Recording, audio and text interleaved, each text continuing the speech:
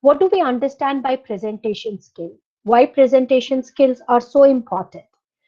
First myth, whenever I ask what is presentation skill, generally the present generation student, they believe there has to be a PowerPoint. If you think that is presentation, you're wrong. Presentation means any idea, any information that is there in your mind when you want to share it with others, when you are speaking about it, when you are communicating with others related to your thoughts, ideas, that is called as presentation. Now, there can be different ways of presentation.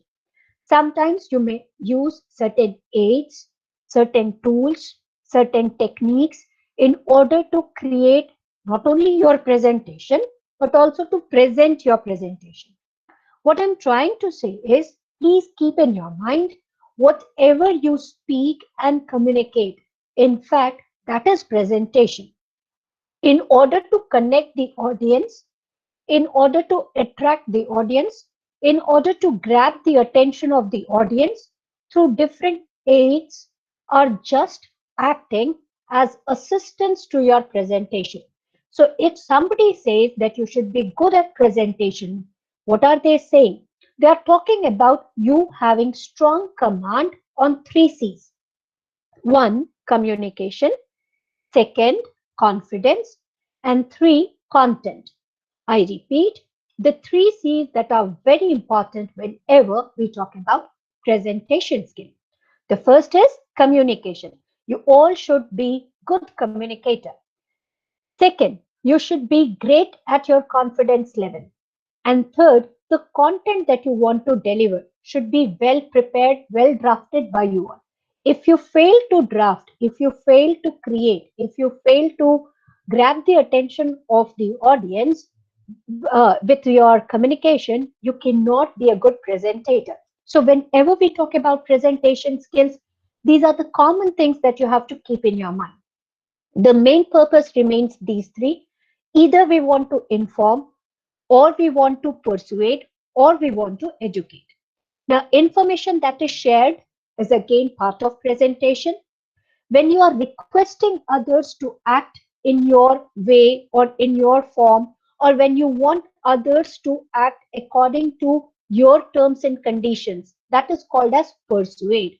Your parents, they might have persuaded you many a times. As a child, you might have persuaded your parents many a time. As a friend, you persuade your friends many times. Your friend says, let us go and watch some movie in one of the theater. The hero of that particular movie you do not like. The actor who is cast in that particular movie, you do not like him or her. So what are you going to do? Instead of saying yes, you may persuade him to watch some other movie of your interest or choice. So I hope I cleared your doubt related to the word persuade. Persuasion is again very, very important because whenever we talk about sharing our new idea, if you talk about proposal writing, if you talk about agenda, if you talk about group discussion, whenever you are conveying people, whenever you are sharing some information to the people, you have to persuade them. If you fail in persuasion, people will reject. If you are successful in persuasion, people will accept your proposal, they'll agree to your points, and in the group discussion, you will be in win-win situation. So keep this in your mind whenever we talk about presentation. Presentation talks about three important purposes that can be delivered, that can be successfully informed, persuaded, or educated with the help of presentation.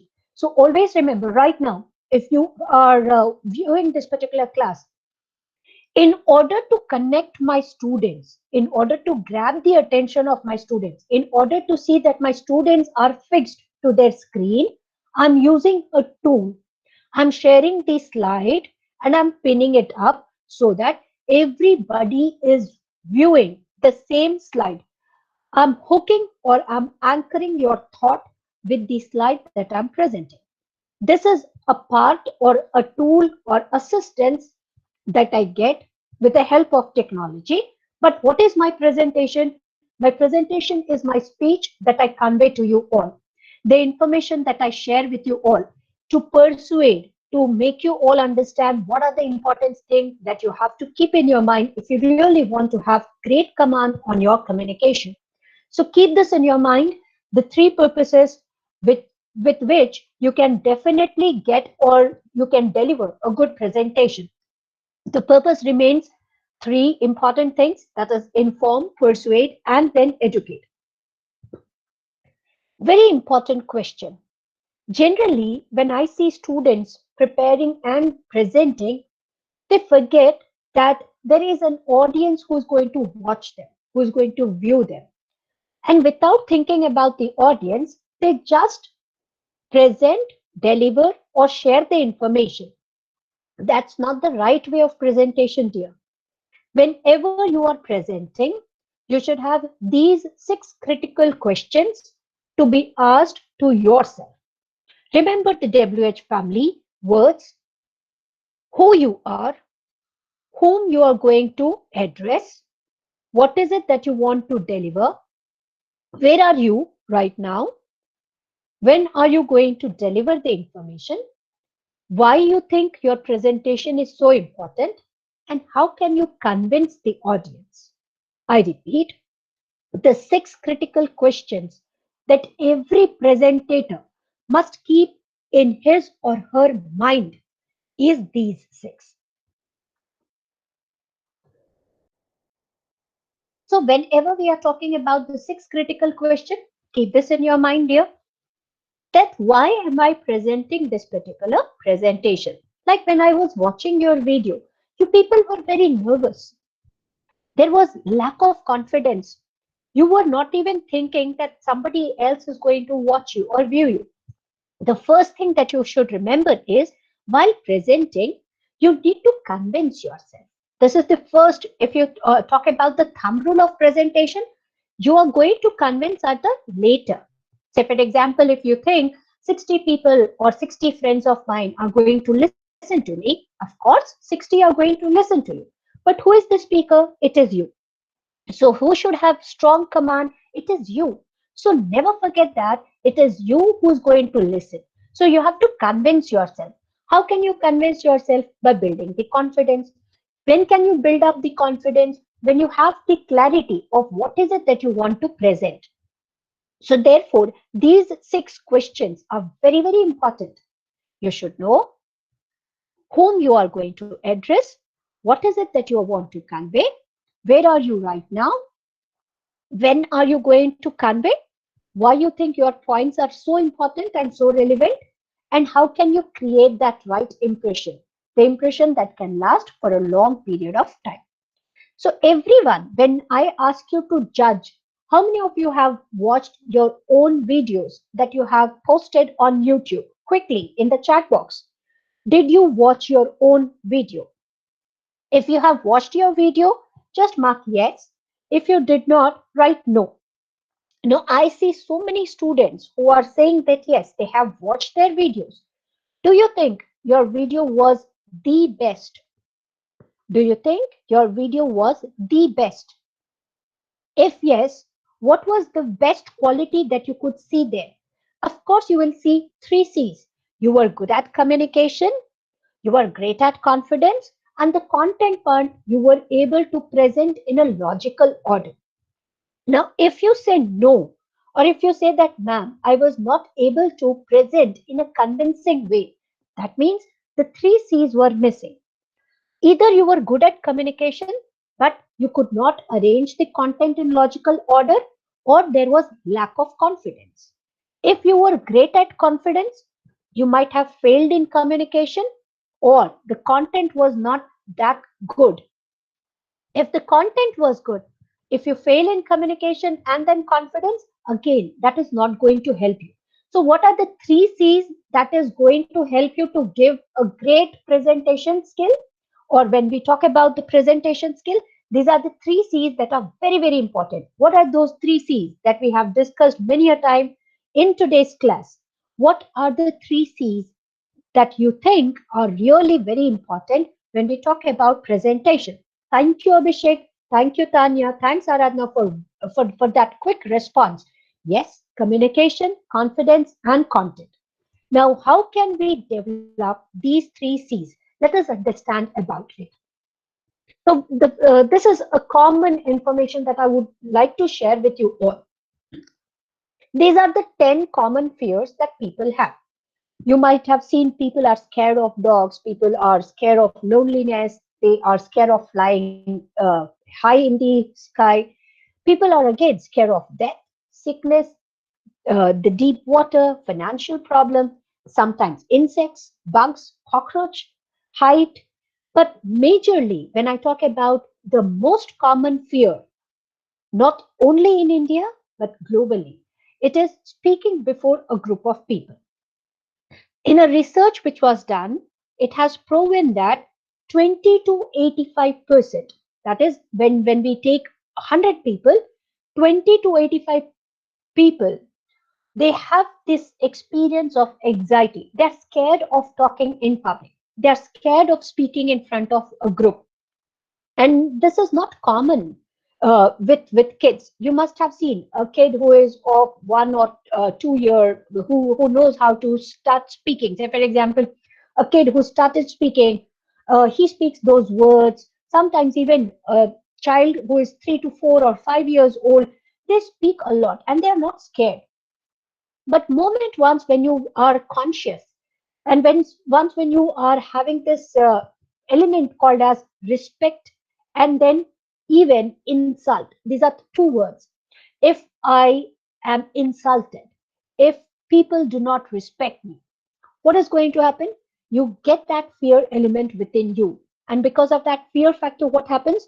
Even though as a child you were a great confident person to speak, now slowly and steadily, because of that anxiety, because of the elements of humiliation, because of losing of that respect, you will see you cannot talk, you cannot speak in front of the group. Can we fight against this? Yes, we can. How can we fight against this? By getting out of these five situations. You have to fight. What are these five situations? Most of the time, the familiar, we will not be living in familiar situation. Often you are going to encounter unfamiliar situation. Develop the habit of speaking.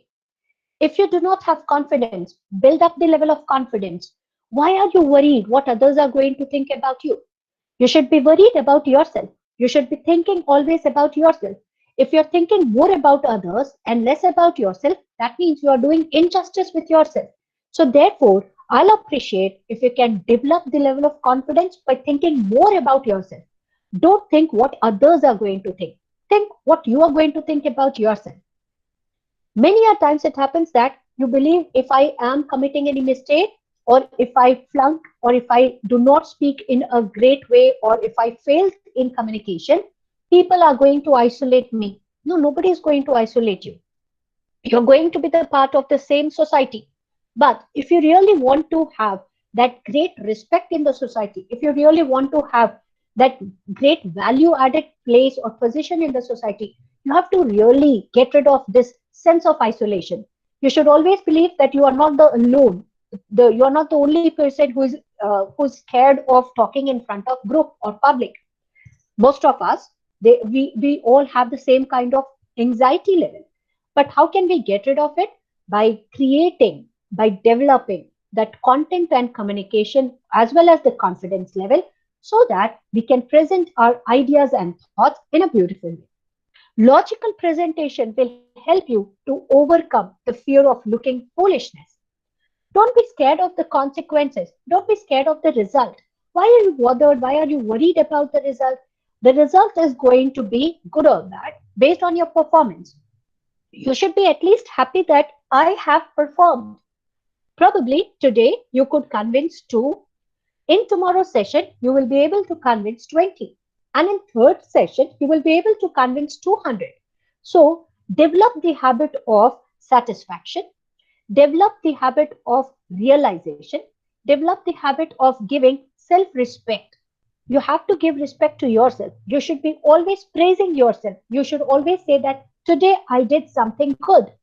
This was not my strong point. This was my weakness. This was my gray area.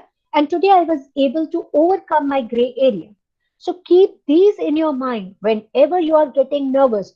The first thing that you should tell to yourself is, I am going to do things only for myself. I'm not going to judge others. What are their opinion about me?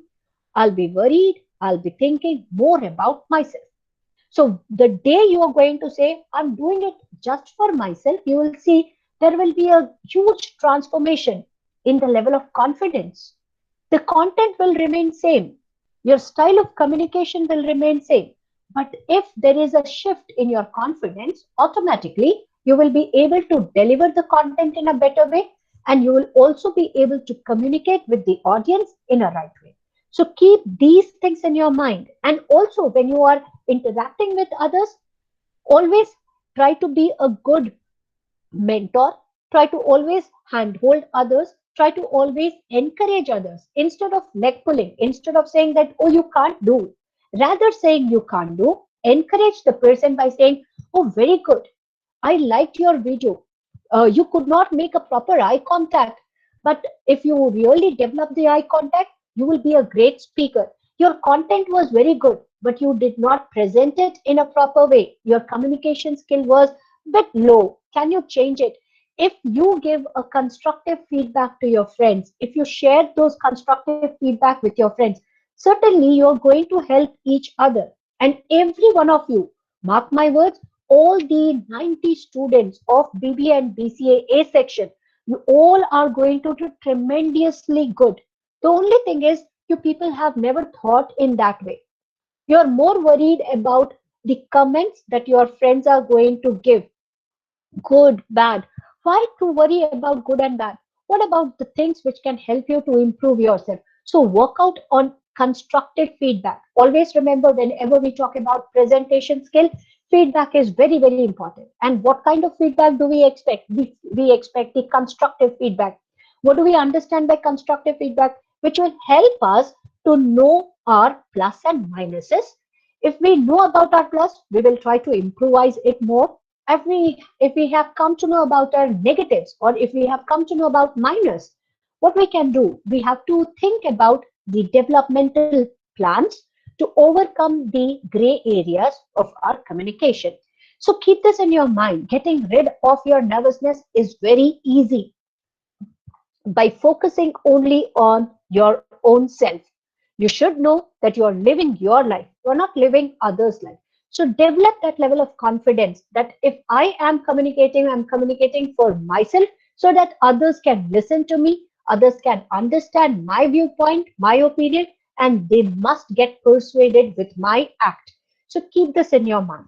So whenever we talk about the public speaking, that is generally talking to the people. These days, it is through online video chats. So even when you are video chatting, even when you are sharing your information with the help of video, you should always remember, you can develop your reputation. You can build up your respect when you work out on your skills. You have to increase the level of confidence when you value yourself. You know that the opportunities that you're going to gain are plethora. That means endless opportunities.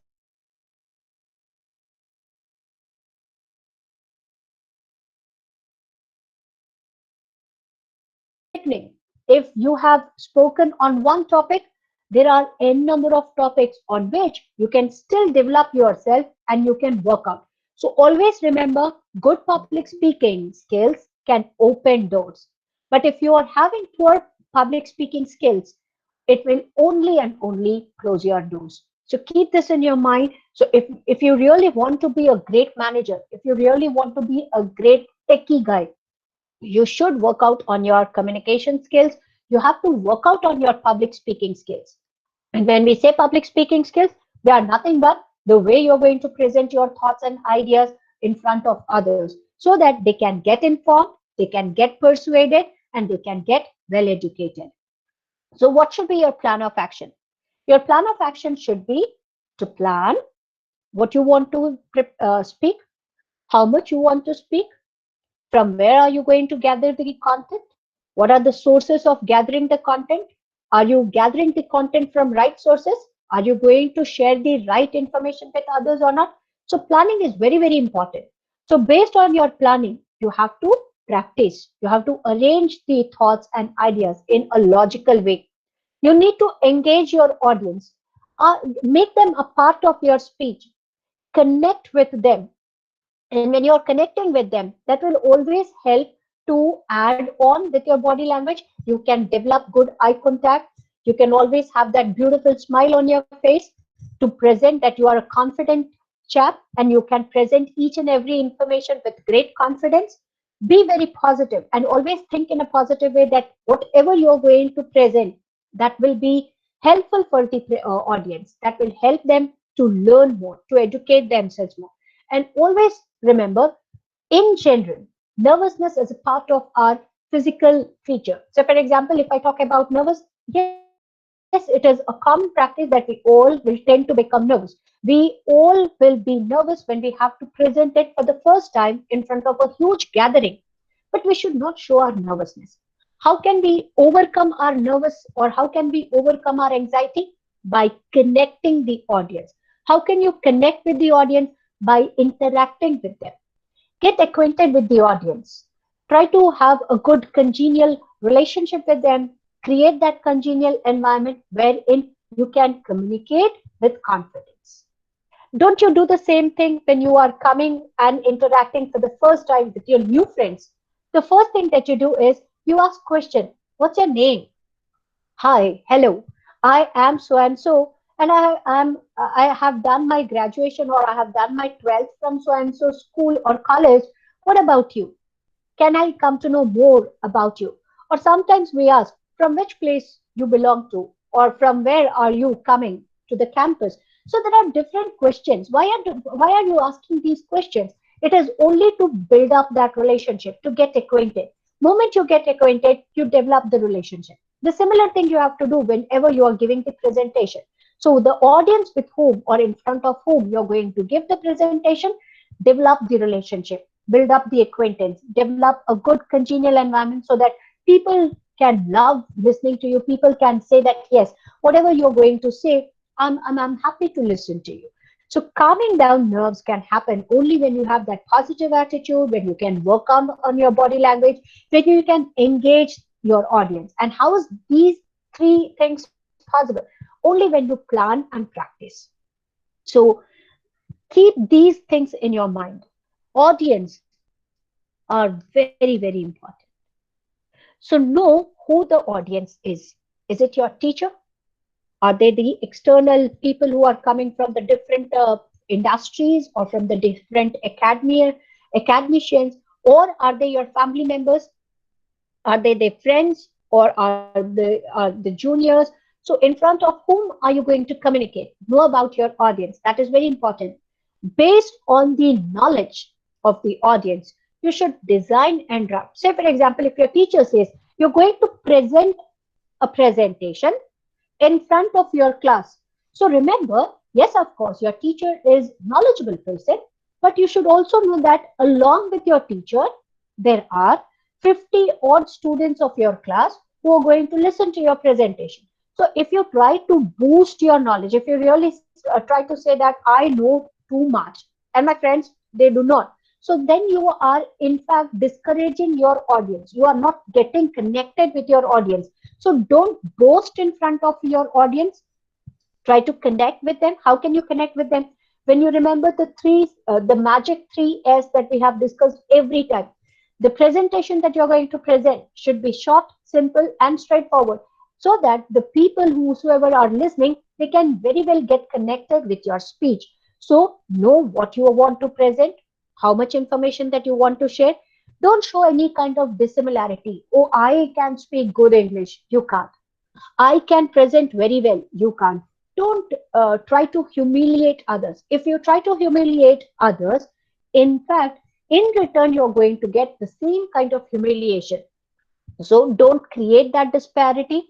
Know about the age, know about the gender, and then present your speech accordingly. Also, many a times it may happen that people may feel comfortable in certain languages. Say, for example, when you are interacting with the people who are there in the village, who may not be good in understanding English language. And if you present your complete presentation in English, you're committing a crime. According to the understanding, according to the level of the knowledge that the audience has, you have to change your presentation. And that is the reason every now and then I keep telling you all, of course, English is important, but apart from English, you should work out on different languages.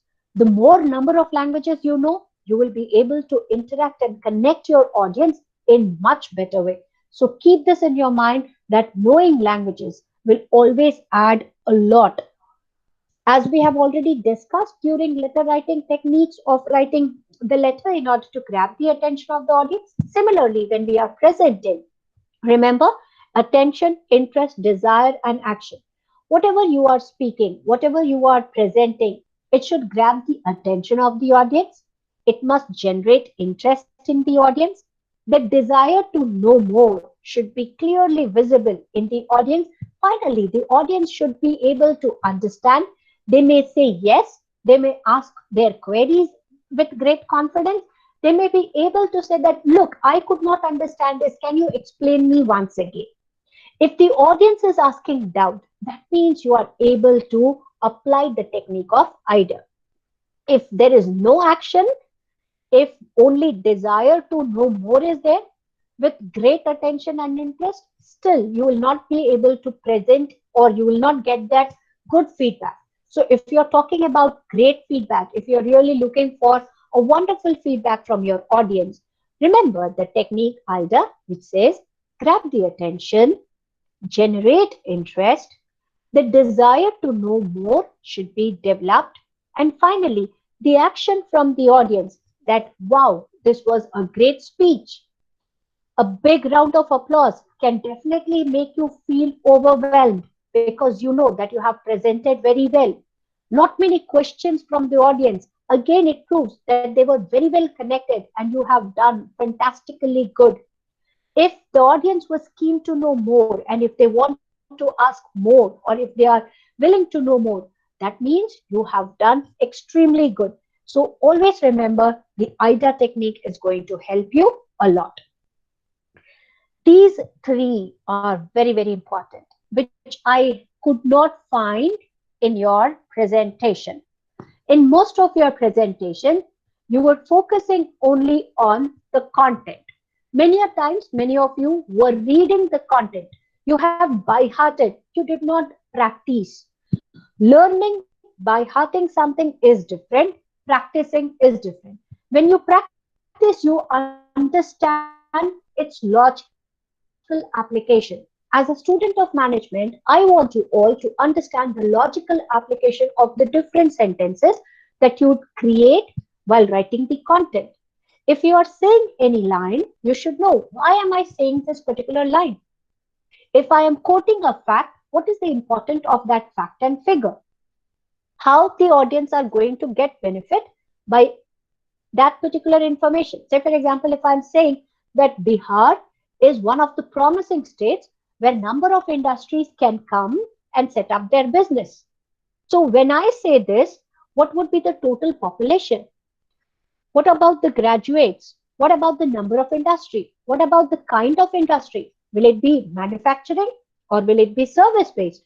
If I talk about technology, are we talking about only web designing or graphic designing?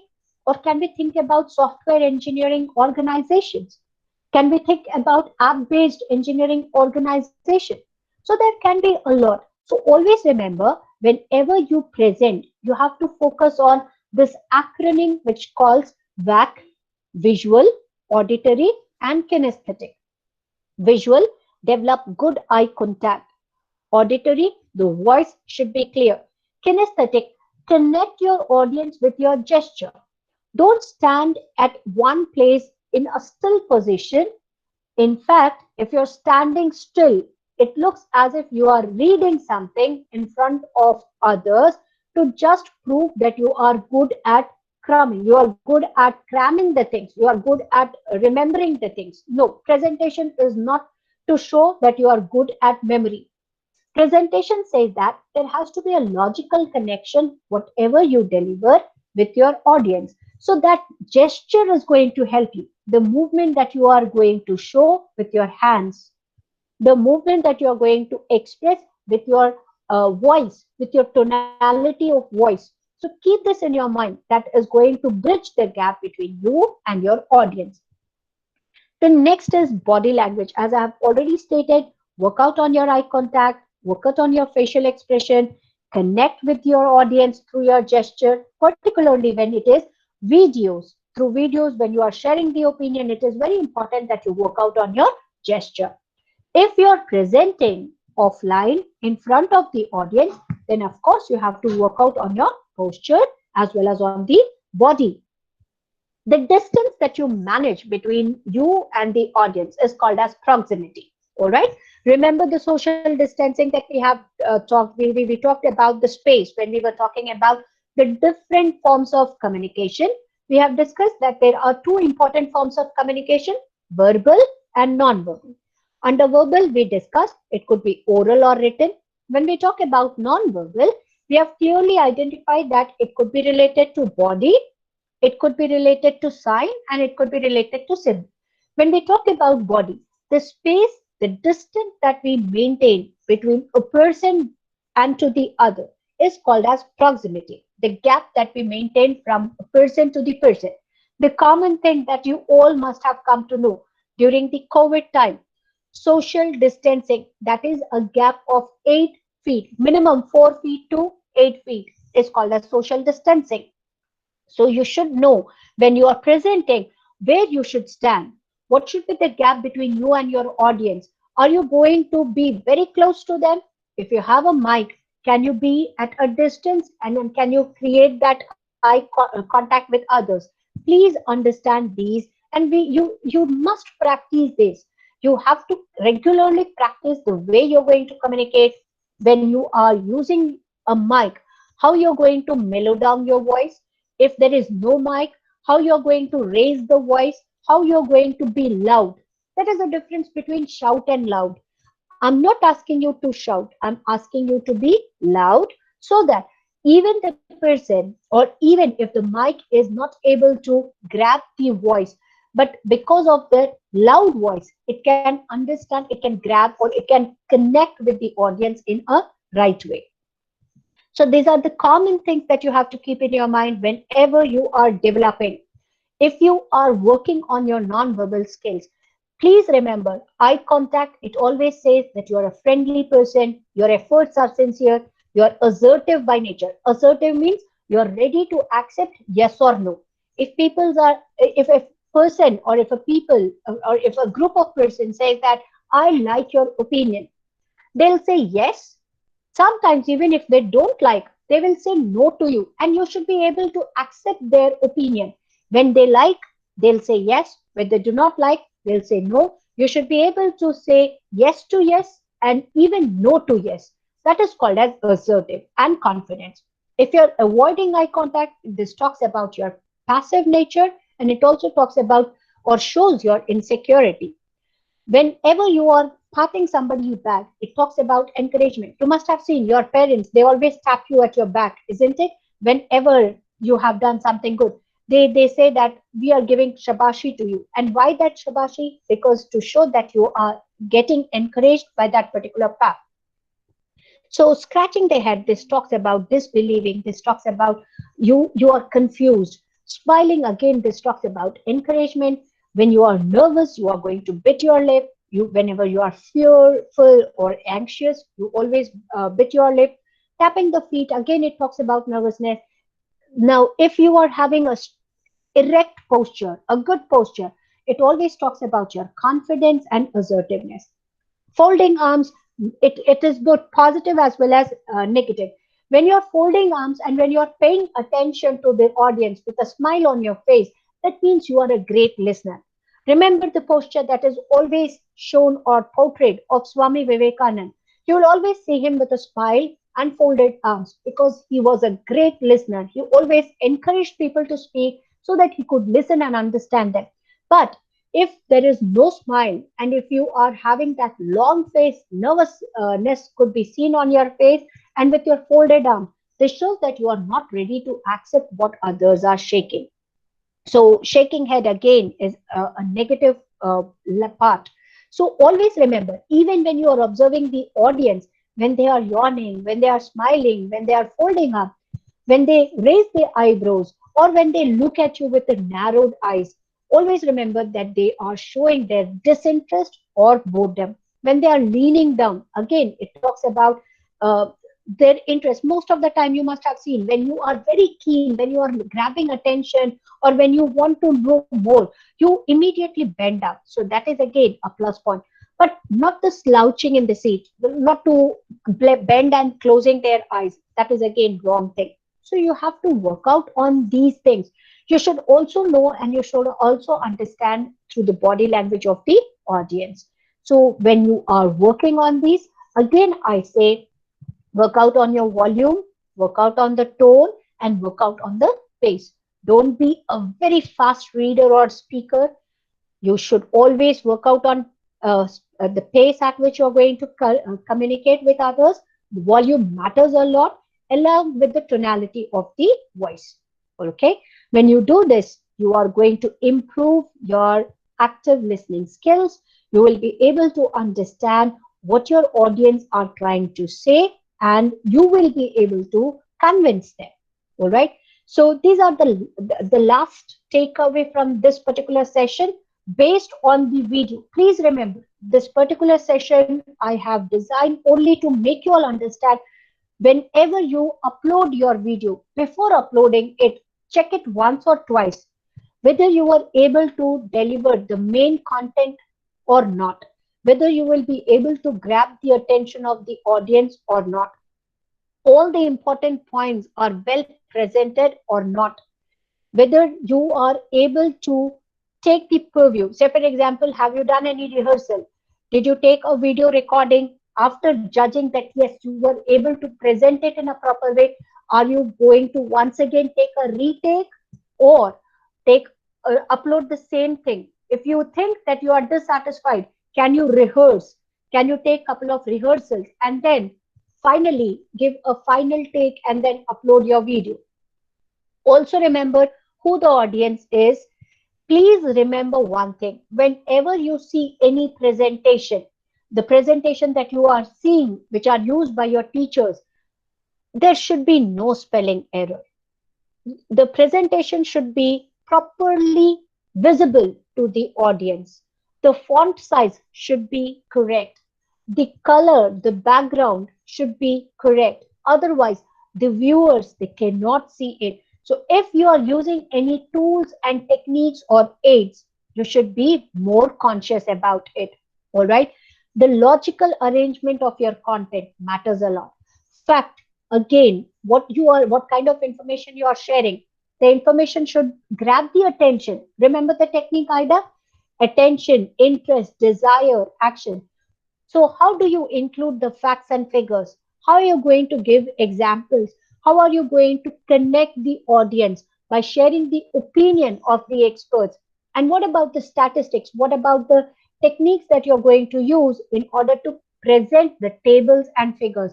These are very, very important. All right. I'm going to stop it here because the next one is very, very important when we talk about using visual aids, when we talk about PowerPoint presentation. This we are going to do after some days after finishing. That is on Friday. We are going to have this session on use of visual aids and the way we are going to present the pictographics or infographics in our presentation. So I end up here on the topic called presentation skill. In case if you have any doubts, you can definitely ask me. I'll give you 5 minutes time to open up for a discussion and to ask and to clear your doubts. All right. In case if you have any doubts, don't hesitate in asking me the questions so that I can clear them off.